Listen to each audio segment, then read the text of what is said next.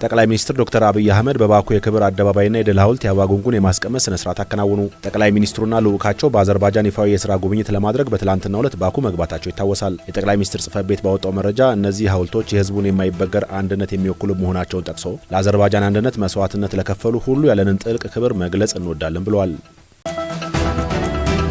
በፈረንጆቹ 1992 የተጀመረው የኢትዮጵያና አዘርባጃን ዲፕሎማሲያዊ ግንኙነት አሁን ላይ አዲስ ምዕራፍ ላይ ይገኛል። ኢትዮጵያና አዘርባጃን በተለያዩ ዘርፎች ያላቸውን ግንኙነት ይበልጥ ለማሳደግ በትብብር ሲሰሩ የቆዩ ሲሆን በተለይም ከቅርብ ዓመታት ወዲህ የሀገራቱ ትስስር ይበልጥ እየተጠናከረ መጥቷል። ሁለቱ ሀገራት በንግድ፣ በኢንቨስትመንት፣ በግብርና፣ በቴክኖሎጂ፣ በፍትህ፣ በጸጥታና ደህንነት እንደዚሁም በሌሎች ዘርፎች ያላቸውን ትብብር ይበልጥ ለማጠናከር የተለያዩ ስምምነቶችን ተፈራርመዋል። ጠቅላይ ሚኒስትር ዶክተር አብይ አህመድና ልዑካቸው በአዘርባጃን እያደረጉ የሚገኙ ይፋ የሥራ ጉብኝትም እያደገ የመጣውን የሀገራቱን ሁለንተናዊ ግንኙነት ወደ ላቀ ደረጃ ለማሳደግ ያስችላል። የቀዳማዊት እመቤት ጽሕፈት ቤት በአምቦ ከተማ አስተዳደር በሎሬት ጸጋዬ ገብረ መድኅን ስም ላስገነባው ትምህርት ቤት የትምህርት ቁሳቁስ ስጦታ አበረከተ።